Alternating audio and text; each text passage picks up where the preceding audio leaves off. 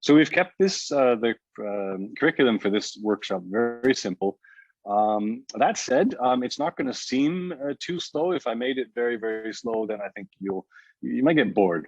So we're going to show you some interesting stuff along the way while we get through this. So I'm just going up a slide. I keep getting notifications. I wish they would go away. Such is life with Zoom. What we're going to do is I'll show you a bit of theory and we'll do a little practice using a Jupyter notebook. So if you got the preliminary material for this course, you were asked to get Jupyter Lab up and running. That may or may not have happened. That's fine. If you don't have this up and running, you can simply follow along. Another way to do it very quickly is to, if you were to run Python 3 on the command line, you should be able to run a few lines of code and just experiment as we go. So I'm not expecting everyone to type like mad throughout this entire workshop because that's not going to work. What you should get from this is an overall flavor of what you can do, how to handle data, when you need to use Python as opposed to when you can just use Excel, and how you can make simple diagrams, charts, and graphs. We're not going into the very fancy, complex visualizations. It's not within scope for this course. Okay, so you got your email. This was sent to you earlier, so I'm not going to labor that anymore. So let's have a very quick show of hands. I don't really know you all. Can you use the chat? And just let me know, how much programming experience have you had in so far? Just type in 1 year, 2 years, 2 months, 0, whatever you like. Just type in the chat for me. I think we're converging on a year. Yeah, so as if you might find it's a little too simple for you, but you never know. Often in these things, you find tricks that you haven't thought of before or data sets you've never used before. So fine, okay, I've yet the same message as if. Okay, so those of you who are completely new to programming, you might be scared by it, thinking there's no way I can do any programming. There's quite a bit of evidence out there to suggest there's no such thing as an aptitude for computer programming. Not that it's easy to learn, that anyone can easily do it, but here's a paper from University of Leeds, and it showed that what they did, these John Davey and Tony Jenkins, they submitted a questionnaire to students, and they tried to measure their aptitude. And they measured in a systematic way the students' aptitude to learning programming using basically what looks like algebra. And then they tracked the students all the way through their CS course. And they found that there was no correlation between the results of the original test and their success in the computer science undergraduate degree. So instead, what they found was that intrinsic motivation, I really want to do this, and a growth mindset, I really know that I can do this, I just got to work at it, were the key factors to success, okay? Not whether or not you have some magical ability, okay? There's no such thing, apparently. According to this research, anyway. So, what you need to get started, and go ahead and get this going on your laptops if you haven't already. You should have Jupyter Notebook up and running. I use VS Code. I'll be showing VS Code. It'll be the code editor you see. It's running a version of Jupyter Notebook internally.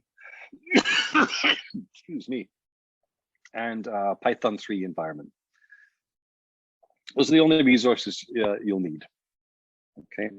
Now, I'd like to let you know as well that before we start any data science properly, we're going to get a grip on the syntax and expression of the language. So what are we going to do today? Well, here's the kind of rough breakdown. We'll talk a little bit about why programming, why Python in particular, and then we'll talk about handling what I call small data. You could think of that as using Python like a calculator. And then in the middle, we have using libraries. Python is a batteries included language, lots of add-on, bolt-on modules that you can just use right out of the box. You don't even have to download most of them, which is great.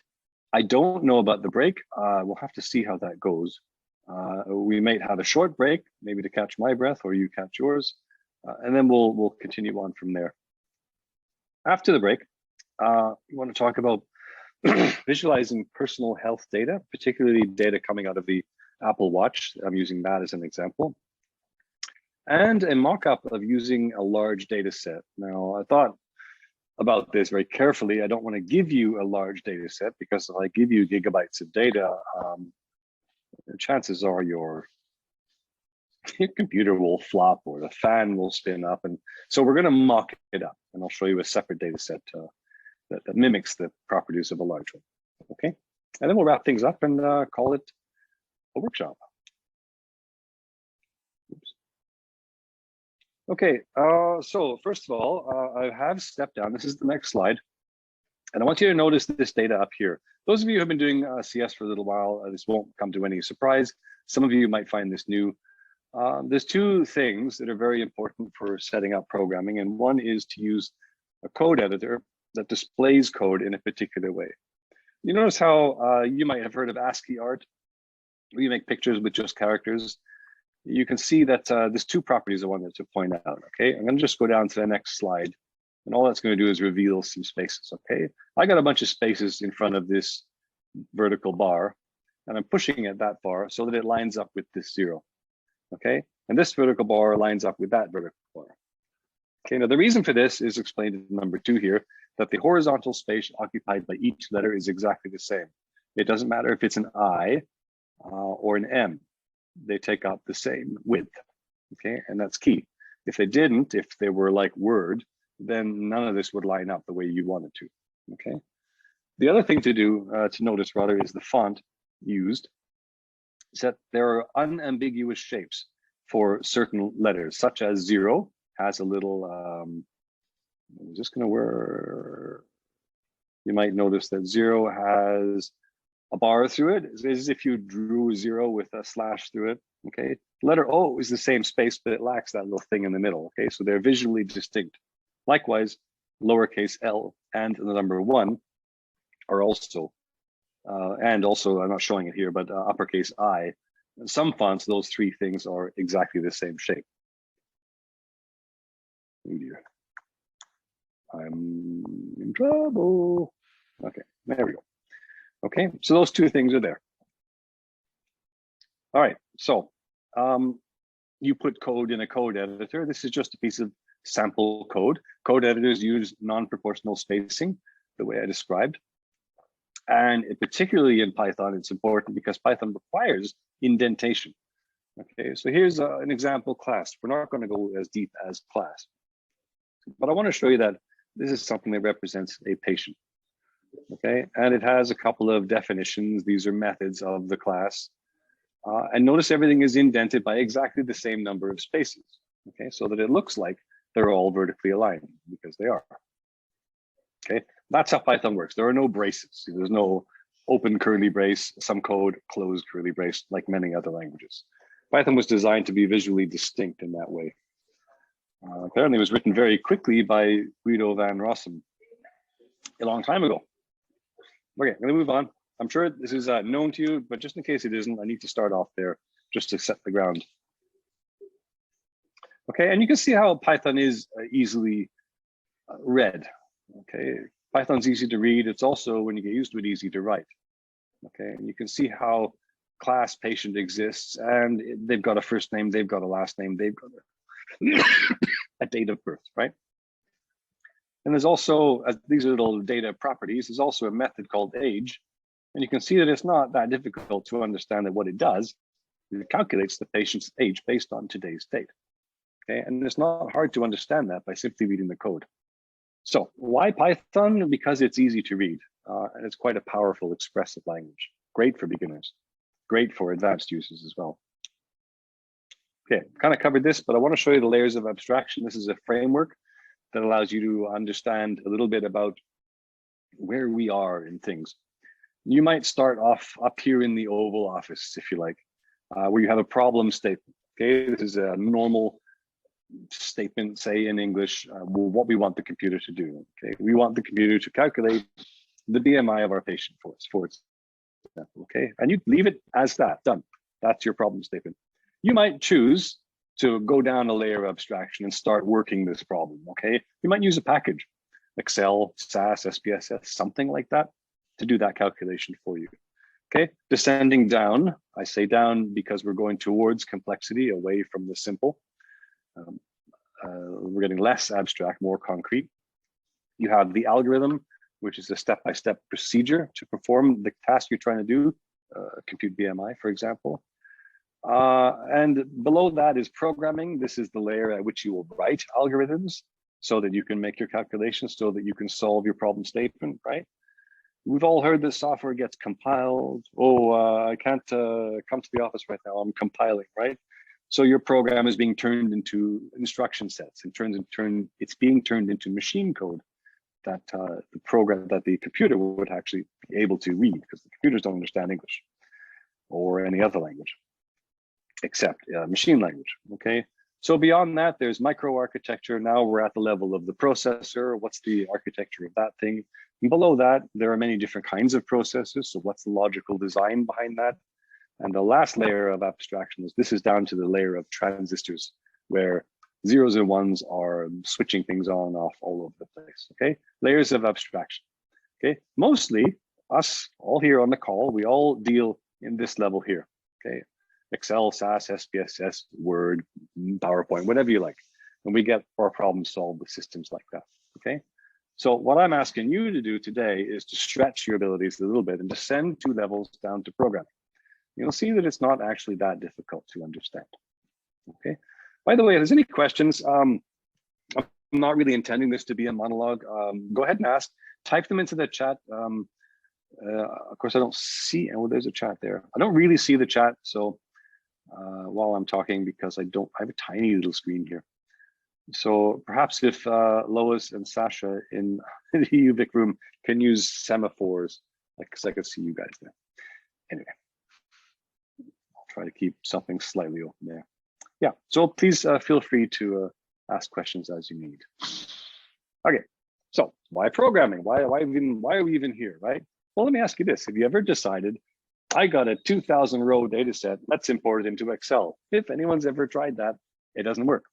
Excel tops out just over 1 million rows, or maybe it's more now, but many more than that. Excel would grind to a halt anytime you tried to use it. So it's a no-go. Okay, can't do it. SAS, yeah, SAS can. It's designed to handle more data than a package like Excel, but performance degrades and it gets very slow. So we choose to program because we can use lower level methods, our skills and our toolkits, like I'm showing you today, to handle large quantities of data at some pretty phenomenal speed. Okay, so we don't have programming. We can only do the things that programs like Excel will allow us to do. Okay? And if we want to do something custom, do some bespoke software, make a novel visualization, handle some data that doesn't fit into the model of Excel, we need a bit of programming to help us out. Now, I understand if you guys aren't career-oriented programmers, then you might need to have a specialist on your team to help out. But getting a little bit of knowledge on how it works is enormously helpful to communicate with them. Another reason, this is according to Raymond Hettinger, a Python advocate, a funny guy, great speaker, lots of Python conferences around the world, said that why Python? Because Python is beautiful. He's a real advocate for this. He writes some of the standard library stuff. It's clear and uncluttered. I showed you an example before. It's not messy. It's easy to understand. It almost reads like pseudocode, which is a big plus. It's idiomatic. What does that mean? It's not in the medical sense of, we don't know anything about this. But there are Pythonic expressions that encourage rapid coding. This may not mean anything for you, but between a pair of square brackets, we have an expression A for A in range 10. Okay, that will produce a list filled with 9 numbers. Okay, it's exactly what you want, and so you would use it, right? You learn the shorthand as you go in Python, and suddenly you end up doing it automatically. Python's easier to write than other languages. If you are familiar with the concept of indentation, you won't have a problem with it. It's easier to read, and the Python world is huge. The amount of support out there, you don't know how to do something in Python, ask Google. You'll be sent to Stack Overflow or some lesser sites, and your answer will be there. And you can trust this information. There's no better way to find out the correct answer to any problem other than by posting the wrong one on the internet. When you do that, you're going to get bombarded with the right answer every time. So these peer moderated sites like Stack Overflow are full of Python developers. Okay, it's a big, friendly, open community. I encourage you to join. So I got a bit of a an analogy for you. How would you weigh a koala? You know, the little fuzzy Australian creatures. Well, someone came up with this method. It's a kitchen scale, probably a 2 kilogram Pyrex bowl, and a really light koala stuffed in there with a blanket. Clearly, you would zero the scale and then put the koala in and, you know, take the difference, right? It works, but the koalas don't like being stuffed in Pyrex bowls any more than we do. Okay, so this would be the spreadsheet approach. This is the analogy for doing it in SAS, doing it in Excel.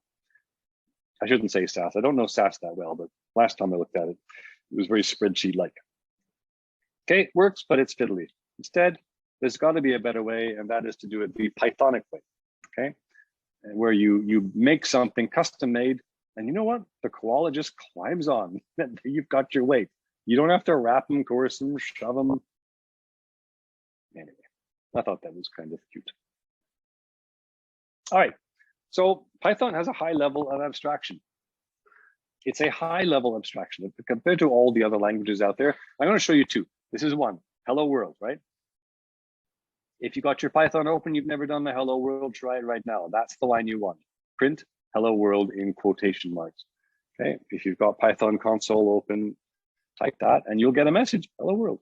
I'm showing you a slightly more elaborate way of doing it, but that's what it does. We call hello world here, this code runs, hello world gets printed. Now, imagine you were writing this in assembly language. Okay, assembly language is almost at the level, it's like 2 levels above machine code. Okay, it would look something like this. I actually did compile this and it works. It's totally clunky though. The entire string is present down there. But in assembly, you have to manage absolutely everything. You have to allocate memory for a string. You have to move these digits, this message into the string at a given position and all that stuff. This will then get compiled into bytecode or processor code and it'll run. Okay, but this is not readable. Look at it. The only clue that it says anything like hello world is the words hello world. Whereas here, you know what it does. Print hello world, right? See what I mean? One's easier to read than the other. Okay, so why Python? You want control over your abstraction, okay? You are not satisfied with what's going on in Excel. You want to dig deeper, great. Use Python for that. Python will also be much faster at dealing with large amounts of data. It's built for that. It's easy to read and easy to write. And there's an enthusiastic, friendly, large global community. Yeah, you know this. Okay, handling small data. So small data, I say only because we say big data, right? This is just the small data. Let's just get our hands dirty with that before we try something a little bit more elaborate. Okay, and we'll get a grip of the syntax and the expression, the fluidity of the language. Okay, there's a notebook called Handling Small Data. We'll get to it in a bit. And I'll show you some simple examples. Here's where we're going to do the body mass index as well. Okay, first concept I want you guys to get. Those of you who are in year 4 of computer science, you don't need to roll your eyes. You know this. Variables. What is a variable? First of all, this word variable scares a lot of people off. Oh, you said variable. I can't do any of this stuff. It's not true. The variable is a container, okay? There's some languages that are very strict with their variables. You have to declare what types they are, and you can't deviate from that, otherwise warnings and errors will show up. Python doesn't care. If you declare a variable, let's say it's called foo, its name is foo. I chose that name. It's not a special word in programming. And I can put anything I like in it. I can put the word hello in. Notice the quotes. They're wrong, but they're there. Okay, I can put a list of things, 4, 56, 7. The list itself has mixed types in it. Or I can put a number in it, okay? It doesn't matter. I can put one of those in, and then this one, and then that one. Okay, the last one will be the value of the variable. Okay, think of it as a cup. You declare a variable, you've got a new cup, you can start putting stuff into it. This can be as simple as 5 letters, or it can be 5 gigabytes of data in a variable, right? Your data frames, for example, might grow to be quite large, okay? But it would be accessed as if it were a single variable. All right, so I got a couple more analogies here. The point is that Python doesn't care what data you put into it. The whole point is that you get to name something that Python will remember for you, okay? You want it to remember a value, use a variable. That's what it's for. Variables are called variables because their contents can vary. Simple as that. Okay, it's a basic container. Foo equals 1872. Done. Foo is a variable. Its value is a number, and the number is 1872. If I then type this, foo equals hello value, foo is still a variable. Its value is now a string. That means a bunch of letters. Let's say hello value. Okay, the values can vary over time. Python does not care. Okay, so the first notebook to open is handling small data. I'm going to jump over to that now. So hopefully you're all able to run this and get some traction on it. Okay, it's very simple. We're not even, I don't think we're importing anything in here. Let me have a quick look. I know the other ones have lots of imports. I am not importing anything in this, right? So this should just run. Now, if you're in VS Code and you haven't used Jupyter Notebook before, bear in mind that you want to be using Python 3. The very first time you run it, I'm going to just close it. Handling small data. Okay, there it is. It's going to load. Looks like it's already been assigned. The first time you run it, you'll be asked what interpreter to use. As long as it's Python 3 dot something, we should be good. Hopefully 3.8 or greater. There's certain things in the upcoming notebooks that probably won't run on 3.7. You'll get errors and you won't be able to recover from them until you update your Python. Python's currently at much higher than this. I happen to be on an old version here. So I'm expecting some problems. Anyway, on this laptop. Okay, handling small data. This is the standard hello world, okay? There it is. I'll fix it. No exclamation, hello world. Okay, so there it is, foo equals hello world, print foo, and there it is. Okay, change it. Put your name in there, Farzana, for example. Okay, and I run that, and Jupyter will run it again. Okay, so there's your code, all right, and then there's the output of the code is there. If you hover over the bottom, this is peculiar to VS Code. At the bottom of its output, you can, if you want to, add another code block or another markdown block, okay? The next block here is a markdown block, okay? If I double click it, these are always, they always look like that. If I double click the markdown one, I will flip to the code view of markdown, okay? And I can add something there and click this and it will render it into nice looking text, okay? Okay. So if you happen to double click this, don't worry. Just click the little tick if you want it to go back or leave it. It doesn't really matter, okay? So type these lines out into a new cell. Okay, so again, we would do that. Go ahead and do this now. This is part of getting your hands dirty. Click the little code. We've already defined foo, have we? Yeah, foo equals hello for Zana right now, that's fine. So do this, you type this. I know you're looking at me typing, but you need to type this too. Foo equals 124. Notice I don't have any spaces there. Okay, I can run this, which is fine. I am going to cheat. I'm not going to type the whole thing because nobody, and I mean nobody, wants to watch me type. It is so awful. Okay. So I'm printing out, I assign the variable foo an integer foo. Okay. This print statement is a string. You see that there? All of that is a string, comma, and now we're not in the string anymore, foo. And this foo, if I just tap it once, notice that this foo lights up. Okay, it's not saying that it's just saying that it's automatically searching for other strings, right? This is a very, very useful feature of a code editor.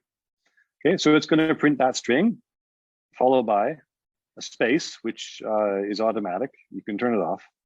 The value of foo. Okay, I assign the variable foo an integer. Okay, I'm gonna go back in here and just grab some of this and go down here. You don't have to type out excuse me, the whole thing. Now we're going to reassign foo to this funny looking thing with the curly, with the brackets, right? Brackets signify a list. Okay, so this list is going to contain 3 separate items. All right. And if I run that again, okay, and notice the 124 is still there from the first print statement. The second print statement now shows me a string representation of the list. Okay, notice it's added spaces in there because Python likes lists to look pretty when they're printed out. Okay, so that's it. We used variable twice. We've assigned it different values, very different values. Here's a single string numeric literal. Okay, and this is a list, a container type that contains other things. Okay, foo doesn't care. Python doesn't care that you've renamed it. Sorry, Python doesn't care that you've assigned 2 completely different things to the same variable name. At this point, as soon as that line is executed, this 124 is gone. It's in the garbage and it'll be collected and forgotten about. Okay, for the rest of your program, if you don't change foo, foo will be equal to that particular value. Okay, 1, 2, 3 in this case. Okay, operators, you guys remember your grade school math? Okay, so you know, if you were doing 1 + 3 × 4 divided by 2, the very first thing you're going to do, even if you're doing this in your head, is evaluate this last expression here. You know, 4 divided by 2, which would be 2. The very next thing you're going to do after that is multiply it by 3. Okay, because of the order of operations, you're going to get 6 as a result. Now you're going to add the 1. Okay, the result will be 7. In Python, it does it the same way. It knows PEDMAS. Okay, so if you were to type this expression out, and I've copied it here in the next cell. If you don't have that, just make a new code and go ahead and run it. You'll see the answer is indeed 7, as opposed to 8 if you were to evaluate it linearly. Okay, so not you know, the things you learned in math apply here, right? So you can build on your previous knowledge. So here we're come to the point where I'd like you guys to do an exercise. Can you compute this? Seconds per day. It's going to be the number of seconds per minute times the number of minutes per hour times the number of hours per day. You're going to get 86,400. Okay, so just get started and just hack away at this. You can do this in one line in a terminal or make a new code and just do it in there.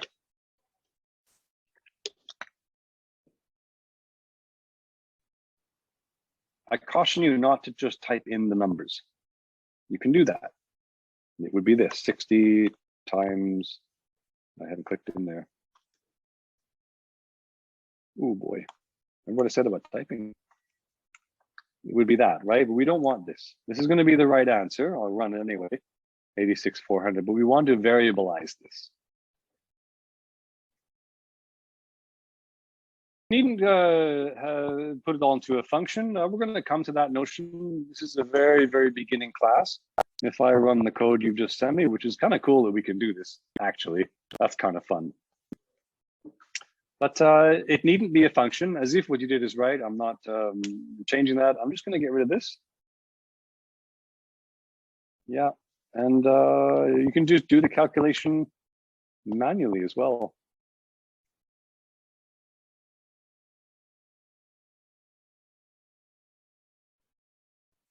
Yeah, the problem is with this, I need to make a new variable days. So some of you might come up with this. Days equals 1, for example. Okay, which is great that you put that into a variable because you're not being repetitive, which is good. We can just dump this into a print statement.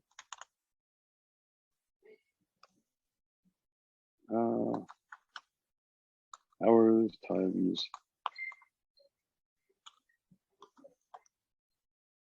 Forgive me if I'm doing this wrong. It is very difficult to present and code at the same time. This is wrong. It's wrong because I've made a mistake.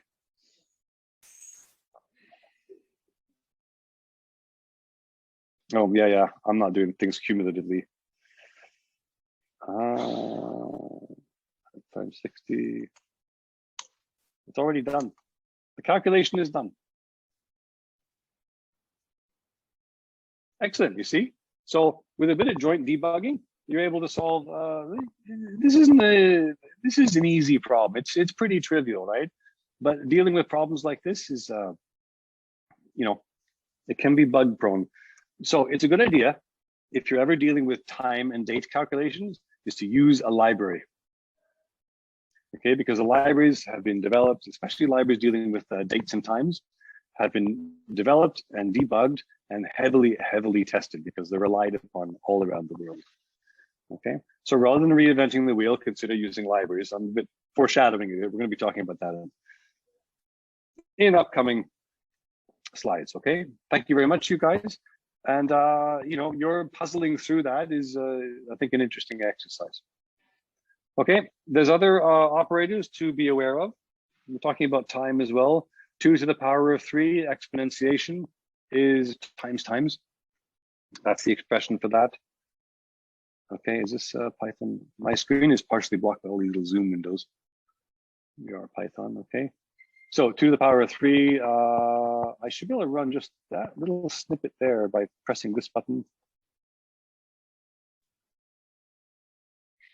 Did it work? And we get rid of this lower panel. Ooh.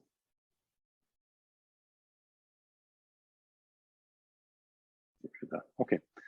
All right. So yeah, I'm going to just break this cell here. So you may wonder what this little one here, it takes a given cell. This is in blue here is a cell, contains a bunch of code in this case to run. I break it, splits it into 2. Now I can run this one independently from that one, right? 2 to the power of 3, 2 times 3. Okay, there's other expressions you can use to do exponentiation, but once you've learned the shortcut, you won't go back because you don't want to type anything to get it done. Little as possible, okay? The other one is the modulus operator, the percent. This will give you the remainder after division, and its inverse, the whole number without the division, without the remainder. You can get that from there. So if you want to how many whole weeks are there in 25 days, you can run an expression like that. Okay, it's 3 weeks and 4 days. Okay, 25 does not divide easily by 7. There's a remainder, but it is 3 plus a remainder, and then the remainder itself is 4. Okay. So the code I've showed you, with the exception of what Ezzy put in, is kind of dry. Sorry, is not dry. It's repetitive. Okay, dry stands for don't repeat yourself. What if we want to compute the weeks and days in a 33-day period? Okay, you would move the number of days into a variable, and this is what Ezzy did in the previous couple slides, previous code cells. You would move the 25 into a variable, and then you would start to build a collection of code that's reusable. This is not reusable yet, but it's on the way, okay? And you would store the days as 25 days per week. This should really be all in capitals. Not to worry about that for now. We're not at this level because it's a constant. You would want days per week to be 7 and always be 7 and never change. Excuse me. The convention for that is to express it in all caps. All right. And then we print this complicated thing. It's allowed to break lines like this. Python knows that you're in a parenthetical expression, and we'll keep things all aligned up for you. So we're going to repeat days with a bit of a string, days is, followed by another calculations, followed by another string, another calculation, and another string. If we run the whole thing, we should get a sentence, okay? And it's not a very nice way of doing it, okay? But it works, okay? You can hammer stuff like this in Python all the time, but the goal is to stop repeating ourselves and put things like frequently used code into functions and frequently used values into variables like that. Okay. So we should also move the computation out of the print statement so that we can reuse it. We're pushing towards functional programming. Days in week, 7 again, days 33. all the computation is done outside, and then the print statement just does a report based on it. Okay. Now you can use this code, more than once. Okay. So the next one here is another exercise. I should be watching the time, shouldn't I? Okay. We'll need to run through this a little bit. Yeah, okay. There's a few more exercises here. I think I'd like to leave them for you to do. We need to move on to another topic. So we'll move on to a function. Okay. Yeah, sorry. So what's a function? Okay, we've all heard of functions, but we may not know what exactly they are. Okay, now what we saw above with the days of the week calculation, that was wrapped into a function. Okay, so a function is a named code block, okay, that you can reuse over and over and over again. Okay, a function on its own doesn't do anything. They only run when they are called. Okay, functions are used to simplify your program, and they help keep your code dry. Okay, that's a link for you to explore later on. So we've used functions already. We've been using print as a function all over the place. Okay, that's a function. Type is another kind of function. Okay, and I'm going to show it here. Print, we know what it does. It returns a string to the console. It sends the string to the console. Whether you're in the command line or you're in the notebook, you'll see something if you use print. Type returns the object's data type. Okay, object meaning the variable's data type in this case. Okay. So for example, you should know as well in Python, everything is an object. If I run this one here, I'm saying print. Print is a type of print, okay? So it returns this. If I do that, this gets dumped to the console. Print is a class, a built-in function or method, okay? The distinction between function and method isn't really important right now, okay? A function is the print here, this print statement bound by these two outermost parens. Everything inside of that is the argument, okay? Okay, there's a plain print function call. Okay, it printed something, it printed nothing, which is the thing, to the console. Okay, so the print thing is actually, it's got its own name. It's a built-in function or method. It's a function if it's on its own like that. If it's part of the class, then you call it a method. Okay, but in abstraction, it's kind of the same thing. Okay, at this level. Okay, so days and weeks. We're going to write a crude function that returns the weeks and days for a given period. Actually, to move that out of the way. Okay, so let's say that summer school runs for 33 days. I'm not sure if that was true last year or not. Let's say it does. How many complete weeks is that? How many days are left, right? You're counting down. Well, you might have, say, the days. We did this before. Oops. Is going to be 33. We already know how to do the remaining calculations. I've repeated them here for you. Days per week is defined above. Days per week is also defined above. And you'd report the results. Okay. So how would you turn this into a function? Okay, I'm going to attempt to do it right now, just to speed things up slightly. I'm just going to grab all this code. Okay, ordinarily you wouldn't write a function whose role is to print something. Oops, copy. But we're going to do it anyway because at this level, those distinctions don't really matter. New code block. I'm going to dump all that into there. I'm going to say def, I don't know, my func.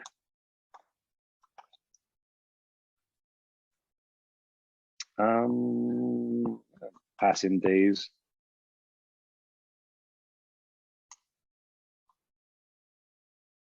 And indent all of these. Okay. Now I've got myself a function called my func. I'm missing a colon there. Notice if you do screw things up, you're told right away. There's a red squiggle under that. It means that I haven't done something right. Okay. Now I can simply call my func. It'd be better if this simply returned a string, but we're not going to do that. I can simply call it. And 33 days was the target, right? And if I run that, I should get an output below. I have not introduced any bugs. I don't think I have defined days per week, have I? Maybe not in those terms.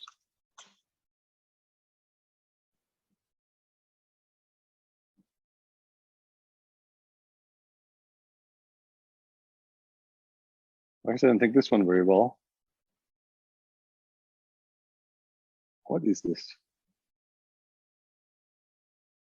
I'm missing a whole line.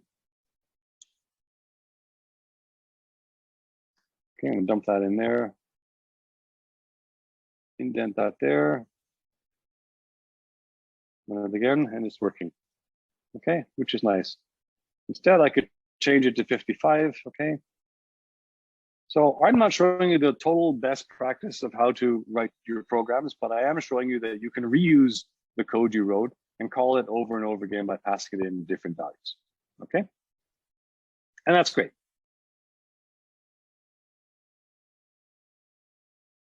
Okay. The other one here is make a function that calculates the BMI. Okay, and I've given you some lines of code to do that. But in the interest of time, and where we are right now at 20 to 8 here, 20 something over at your end, we're going to skip that part. Okay, you can come back to these if you like and look at some things. I'll give you an example of using large data, producing lists of millions of numbers. You can go ahead and experiment with that as well. Okay, I'm going to whip us back to the slides. Okay, so the whole point of handling small data was not to get bogged down, as we did, but to be aware of some fundamental things, such as a variable being a simple container of data that you can use and reuse and change as you like. It's not fixed. This is both a benefit to someone learning programming and actually a problem when it comes to more complex projects, because sometimes it is better to have strict data types for variables. But at this stage, we're not talking about that. Okay, something like BMI, you can barely see that. It says W divided by H squared is expressed using the funny exponentiation operator, and PEDMAS means that that will be evaluated the way you expect it to do. We learned about operators for modular arithmetic. That's just a rendering error. That should be 2 slashes. And the percent sign.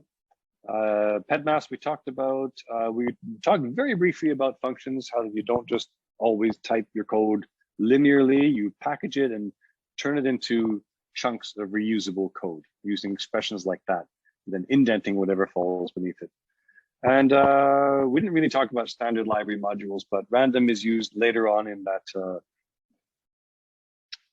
workbook, and string I think is also used then. Okay. Okay. I'm gonna breeze through this. There is no. This is more theory. There is a worksheet. Sorry, there's a Python Jupyter notebook for this particular section, but we're not going to cover that. Okay. So imagine you're making a sandwich like this guy from the 40s, everything on it, okay? We would never say, well, I'd love some ham on my sandwich and some sausage on my sandwich and a fried egg on my sandwich and a fish on my sandwich. I mean, there's a couple of reasons why you would never say that. One, it's really awkward and complex and it's not necessary. And the second reason is, who would ever eat a sandwich like that? Gotta ask. Instead, we'd make a list. Well, I'll have ham, sausage, fried egg, fish, okay? It's the same ingredients, but it's far easier to understand it. Okay, we would make a list. And in English or any other language, you wouldn't make this complex arrangement of words to describe something that could be much simpler understood. Okay, same thing in Python. You would make a list of things. In this case, a list of strings. Everything surrounded by little quotes, double quotes like that is a string. Okay, there's a whole bunch of them. That's a list. It's more concise, it's much easier to write and much easier to read. Okay, so likewise, print ham, print sausage, print fried egg. It's awkward. Okay, there's got to be a better way of listing things than to call a print statement with literal strings in it. Okay, this would work. Ham, sausage, fried egg. I mean, it does the job, but it's not very efficient and it's no fun. Okay, the code repeats and it's annoying. And I like to say to my students that it's in your interest when you're learning how to program to be lazy. The lazier, the better. Okay, this, interestingly, with programmers, it might take a programmer less time to type all this than it would be to figure out how to use and populate a data structure that contains the same information. Okay, we still call that lazy. Okay, because we don't want to have to go and type all this stuff out again. There's got to be a better way. Okay, so we talked about this before. This is the dry principle as well. A couple of problems with that. If I say print ham, ham is a string literal. It's stored in memory for the time it's needed. And the moment the print statement is done, it gets chucked on the garbage and we never use it again. Okay, the knowledge, the ham, is hard coded and it's not reusable. Okay, if we ever need to use ham again, we're going to have to type ham again. And we don't like to type things again. Why? Because we're lazy. And this is good. The structure for printing is repeated and repeated and repeated, and we don't like that either. Okay, the least we can do. What's the least we can do to get this done? Okay, maybe make a new variable, stuff, and put a list inside stuff. And the list contains a bunch of hard-coded strings. Really not great because you're still hard-coding the strings, but now stuff lives on. Okay, stuff is a variable, and if you've assigned a value to a variable, that variable will be remembered as long as it's in scope. Okay, so we store the knowledge in the variable. That gets rid of one of the problems. If you want the first thing on the list, we say stuff 0, print that. That'll print ham. And if you want to print them all, we iterate. Okay. So I showed you this before. This is just a quick backtrack. I showed you this for 56 and the string 7 as all members of a list, which is one thing. The list is one thing, and so foo can accept that list. Okay. But that thing, 456.7, if you call type on it, or call type with the list as an argument, you're going to be shown that it is a list. Okay. If you're not sure what something is, ask Python what it is. It knows, and it never forgets. Okay. So the other thing about lists you need to know, especially for you beginners, is that lists are 0 indexed, meaning the first thing in the list is number 0. The second thing in the list is number 1, index 1, index 2, index 3, index 4. So E, the fifth thing in the list, is index 5. Okay. And there are 5 of them. 0, 1, 2, 3, 4 is 5 things. You're just going to have to get used to that. It may be confusing at first, but it soon won't be. Okay. So my list 0, if that is it, will return the 0th element, which is A. My list 3 gets the 4th element, which is D. Okay, lists are iterable. Okay, this is one of the coolest things about Python. Somehow it's better in Python than in other languages because you can make things that are iterable. You can make your own things that are iterable. We're not going to get into that right now, but it's a very interesting feature of the language. Okay, so the fact that I've got a list means I can do things with it. A list is a special kind of object and it knows how to do things with itself. Okay, an iterable is any Python object which can return its members one at a time. Okay, so I can ask Python to give me this list one at a time and do things with it in the meantime. Okay, lists, tuples, those are immutable, and strings are Python iterables. Okay, they can be looped over. Okay, there's a special syntax for unpacking the contents of an iterable, assigning each item to its own variable, and it allows you an intuitive way of going about it. So here's an example. Okay, what do I mean by iterable? Well, here, there's my list again, okay? A, B, C, D, E. Okay, 5 items in the list. I can say for letter in my list, print the letter. Really, really simple, right? You could do this with hello world if my list was the string hello world, for example. And it'll output one element of the list at a time. This is very, very efficient. And it's not dumping the whole list at a time. Imagine this was 600 million items in your list, right? Or 6 million, some large number, okay? for that are in my list will process one at a time. It won't store the list elsewhere. It simply takes the copies of one value at a time. It makes it very efficient in terms of the resources on your computer. Okay? You don't need hundreds of gigabytes of memory to deal with relatively large amounts of data. Right. Also, notice that for letter in my list, it's not a function, yet it still has a colon. Okay. And anything below it that's indented is part of this for loop. Okay. If you stop the indentation, you are no longer in the for loop. Okay. Okay. And there's a style guide for this. I'm using 4 spaces of indentation. That's what's recommended by PEP 8. I forget what PEP stands for, but PEP 8 is the style guide, how you should be writing your Python. Okay. You click the link and you go straight to it. Okay. So iterating a list. We're back to our sandwich again, right? Stuff, ham, sausage, fried egg, fish, spaghetti. And you want to print we're going to print just a preamble, if you like. And we'll get rid of the space at the end, if you like. For food in stuff, there's stuff, food stuff. Print food and end it with a comma and a space. Okay. And then once that's done, print in my sandwich. Okay. And you can copy this if you like. This should be copyable. This is text. The indentation may not survive, so be careful if you copy and paste that. But when you run this, you should see, I'd like this sentence you see below. I'd like ham, sausage, fried egg, fish, spaghetti in my sandwich. Okay, it's not grammatically perfect, but it works.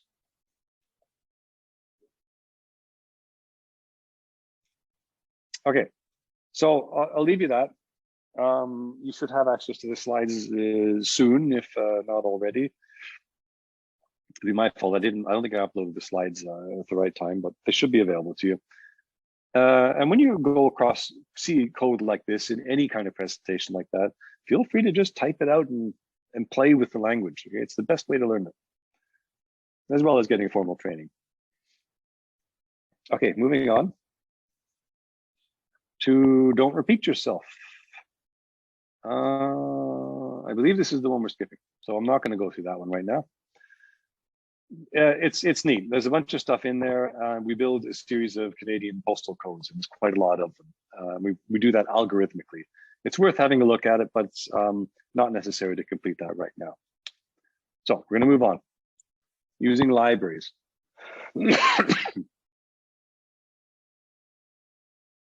Okay, so we've seen, well, no libraries to date. We haven't quite started that process. We're going to be using some libraries, and if you haven't installed any libraries, in a command shell, I'm going to flip over back to VS Code. So let me know if you don't see VS Code in here.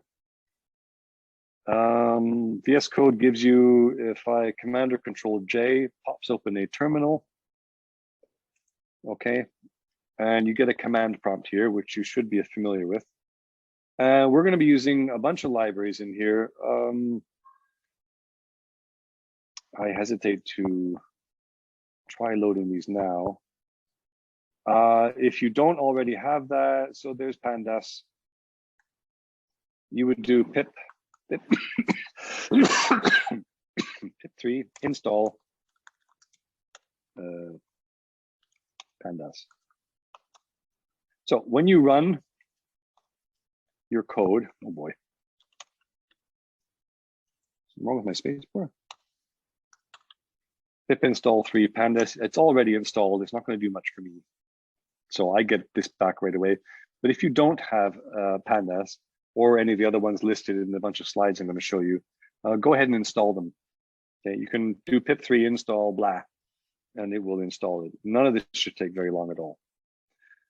NumPy is used. Pandas is there. Pandas bouquet is there. It's a nice library that makes using the Jupyter Notebook a little easier because it gives you interactive graphics. And GeoPandas, a geographical library. Okay, we're going to be playing with those. Okay, you don't really need to know what Pandas does. These are data science libraries. Exactly what they do doesn't matter for this particular course. We're going to be just using them, okay? Pandas, though, if any of you have done any R work, you're familiar with the concept of a data frame. Well, that exists in Python as well. The data frame is your table. It's the same basic structure, container structure that R has, and series would be one row or column, okay? Pandas.series and pandas.dataframes are all there, okay? You import them, you'll see this already done for you in the notebook. I'll use this traditional aliases np for numpy and pd for pandas. Wherever you see pd dot whatever, such as pd dot series, it's the same thing as doing pandas dot series. Okay. So I'll give you an example here. We're doing that. I'm going to call it S. S is a series. We're calling pd dot series. So series is a class method of pandas. And we're going to pass it a list of things. Saying, here's a bunch of stuff. Here's a list of things, 1, 3, 5, something called nan. Nan is not a type of bread. It is a shorthand for not a number, which bizarrely is a kind of number. So these are all numbers.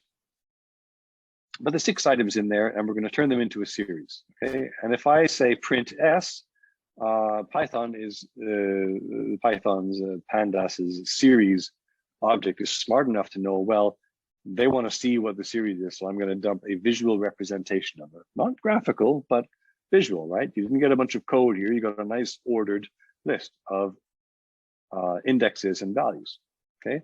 And that the data type is float 64, which is a floating point number, okay?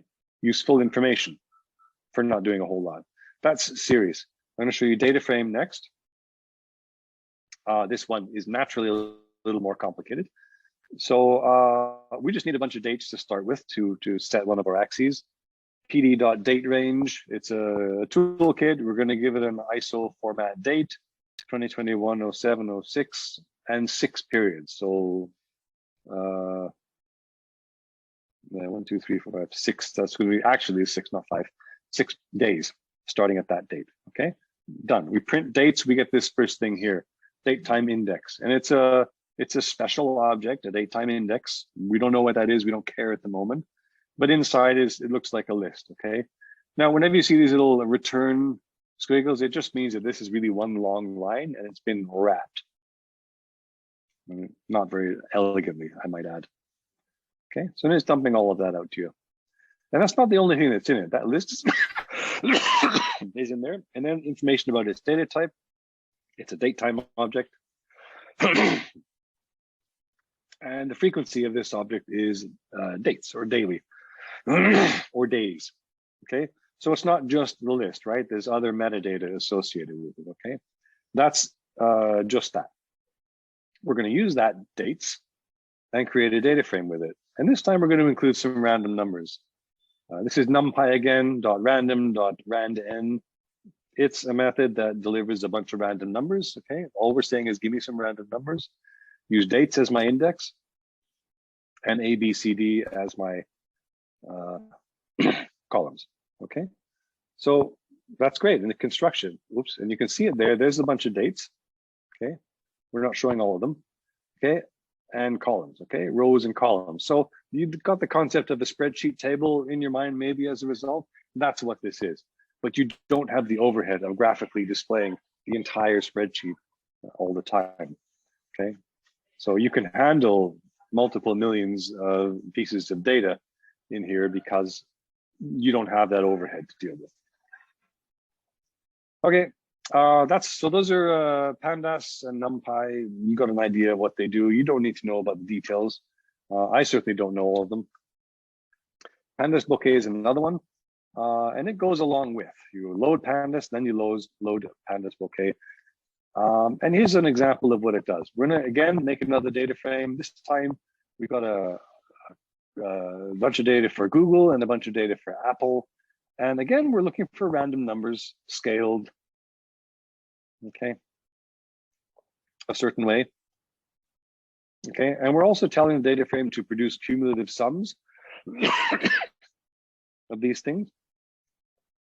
And we're offsetting the whole thing by 50 for reasons we'll show in just a second. So the result is what looks a lot like a stock chart.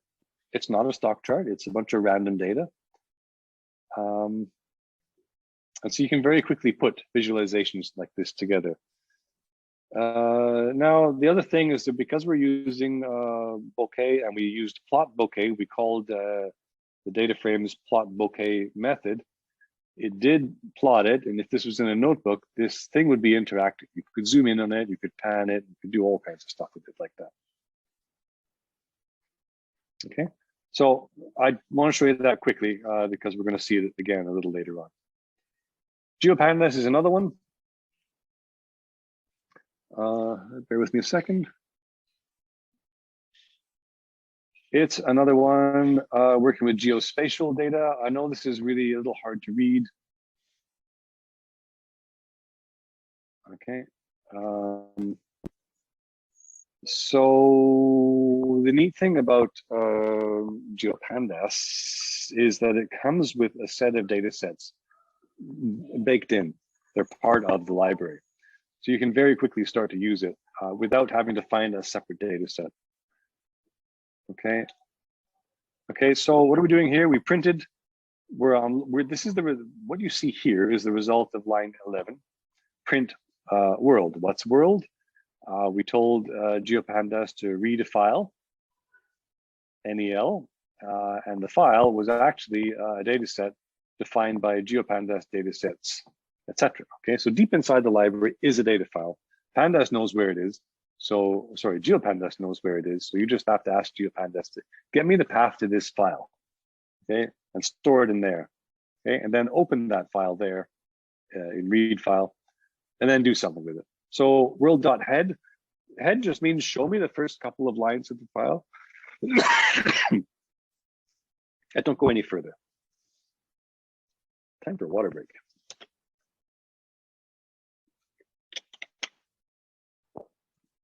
And you can see the result here. You're not seeing all data. That's what these little ellipses means. Python notebooks are smart. And when you ask them to show you their contents, you don't always get an enormous list. Instead, you get a summarized version of it, okay? So what this is, polygon, multi-polygon, right off the bat, these are geometric terms, right? Population estimate. There's a city name somewhere in there. Country probably too. None of that's being shown to us right now, but this is geospatial data, okay? So we just get a sniff of what it is and we dump it to the screen. Next, on line 12, we're doing world.plot. We're just saying, world, show me yourself graphically, okay? And I've got that on the next slide there. And it produces this graphic, which is neat. So if you have any geospatial data that where you want to color code different countries based on other parameters, such as, I think last time I did this workshop, we had COVID numbers for each country. And things would light up or not light up accordingly. Okay. And the neat thing is that you want to show something on a map, you don't have to go and write the software for it. It's done for you. You just have to lever the libraries at your fingertips. There's really never been a better time to do this kind of work. So that's why I love this stuff so much. Okay, using libraries, notebook. So I'm gonna go back to the notebook. There it is. I already cleared the output. So you'll notice I'm gonna run this cell by itself. Okay, it's gonna do some, it takes a while to load some of these libraries. Finally it does, you get a message, right? You might find that your notebook gets filled up with these and you want to clear them. Well, you can get rid of all of the stuff. Okay, that's what that button does. If you ever need to restart the underlying Python server, restart does that. It won't show anything to you, but it's there, it's done. Okay, and sometimes that if you want to clear all the data and clear all the outputs, you click both of those things. You click run all, it's going to run all the cells, but I'm going to go through them one at a time. Okay, so what have we got going here? Those are our friends NumPy, Pandas, GeoPandas, Pandas. Okay, and this directive here, just telling it that we are in a notebook. So that when you output stuff, do it as you would for a notebook. Okay, We are going to read in, so this is the same, you saw this in the slides. GeoPandas data sets get path, natural earth low res and natural earth cities. And we're giving that whole thing, you still looking at this, that whole thing I've just selected there is the argument to read file, okay? So I want natural earth low res, get me the path, read it, and put the result in world, just that, okay? And again, world.head, and it's done that. And in this case, we got a little bit more useful information. Continents, Oceania is there. We're only seeing one of them. There are more countries in Oceania, but for reasons of sorting or randomness, this is not in order. For example, there's Africa, then Tanzania, Africa, West Sahara, for example, and so on, okay? Okay, that is world. I haven't asked it to print cities, okay? You got kind of an idea of what's going on. World.plot, no surprise, if you run this, you should see the following. Okay. All right, world.plot gives you, I'm gonna get rid of this. If you're in VS Code, doing Command or Control J to pop it up, this little X here doesn't kill if you're running a terminal or some other process. Little X just hides the window. It's actually still there, as you could see. Okay, there it is. There are other options you could give to this to plot it larger. I just want to show you that we actually have some data, and that's what it's giving us. Okay, next, I want you to load, this is special.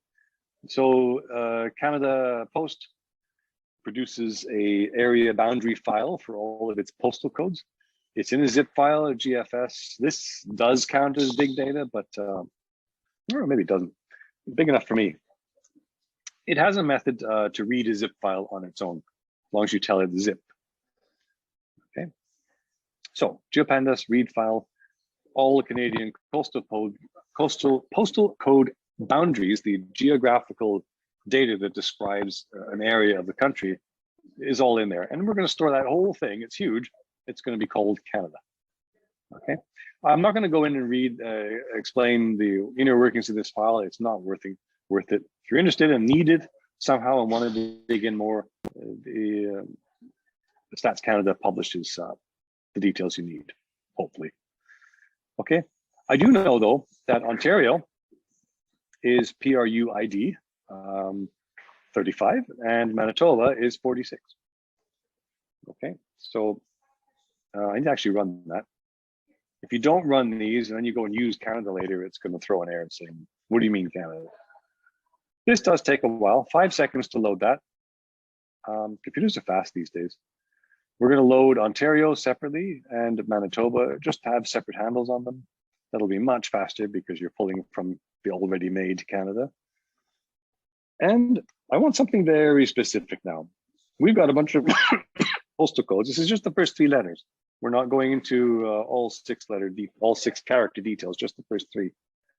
Okay, and we're going to give them a particular, we're going to add some data. This is fake data, 6, 2, 3, 4, 10, whatever. I made it up. So P code is going to have these regions with that data. The whole thing's going to be put into a data frame when I run this. Okay, it took 1/10 of a second to do that. Let's have a quick sniff at it. Really simple. Okay, that's all we got. Okay, so these, you can think of these as indices for the geospatial data held in Canada. Okay, and we're going to go ahead and join.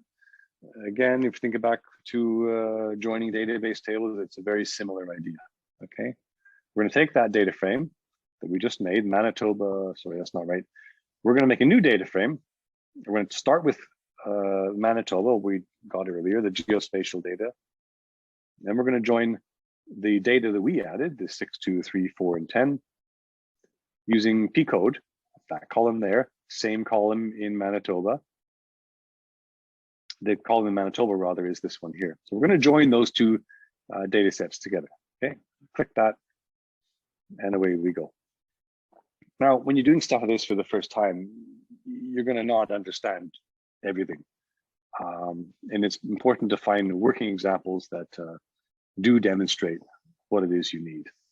Okay, so we've done. Now our data frame has the geospatial data and it has some other data. We've given it a bunch of numbers, okay, whatever they mean, doesn't really matter. But we now have something to color it in. So we're going to plot that data, okay? I'll explain these after we have a quick look at it. Right, now, I suspect this would happen. My version of Python is a little old, 3.85.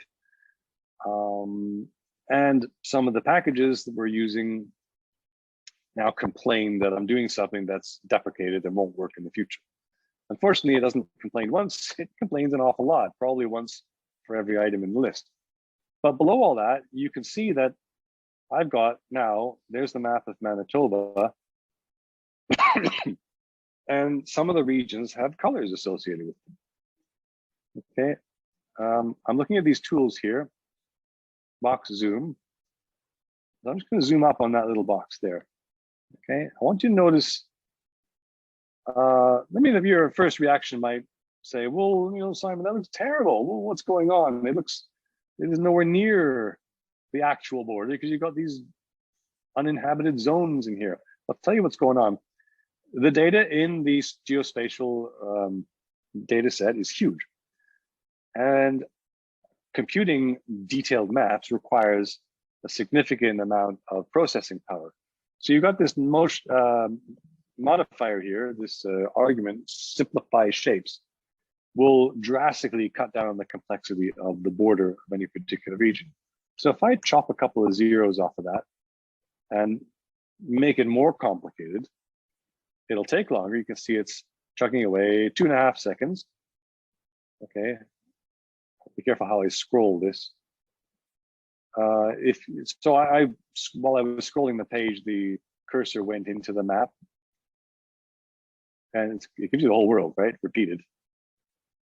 So if I keep going now, the box zoom is much easier.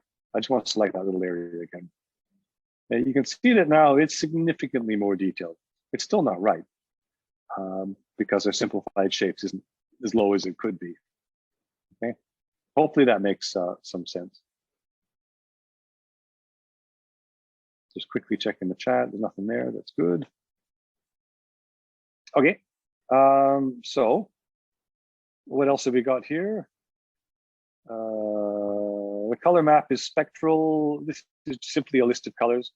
Color each column of the data, each thing in the data set a different color. Hover tool columns. So if I hover over an area, show me its CFSAU ID and the letter A. So we'll see what that means. And make it semi-transparent. Fill alpha is 1/4. So I don't want you to fill it with a block of solid color because then you won't see the detail behind it. Okay, so you can see how it's, you can still see the map behind it. If I set the opacity up to like 1, maybe check my terminology for a second. Sorry for all the scrolling, fill alpha. If I set my fill alpha to 1, then, or 0, it'll be transparent, 1 will be completely solid and you won't see anything but the colored block. Okay, and that's not useful on a map. Okay, again, this little recycle button resets the original view. Okay, so you can very quickly get back when you get lost. All right. Okay, so we're going to do the same thing with BC. BC is more complicated than Manitoba in terms of its geographical shapes, mostly because of the coastline. And as such, it takes longer to render. Okay, and we talked about simplified shapes. The data file itself is 82 megabytes. Yeah, good luck getting that into Excel. So we'll do it here. We know that BC is PRUID 59. I'm just going to run this. It'll run for a couple seconds. We're going to load it and plot it at the same time. You see 6 seconds, 7, 8, 9. I'm on a 5-year-old Mac. It's not the fastest machine in the world, but that processed a whole ton of data in 13 seconds. Again, skip back the all too long list of warnings, and then you can see again. You can see all the black lines in there, which give you a clue as to just how complicated it is. Okay, and they just render as shards. Okay, now, okay, so the exercise is you try this right now and let me know how you get on. Okay, we'll take maybe a 10-minute break. Don't feel like you need to get up and leave the building. I want you to make, you saw this, right?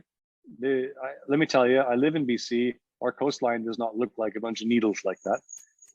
So how can you make this look a little prettier?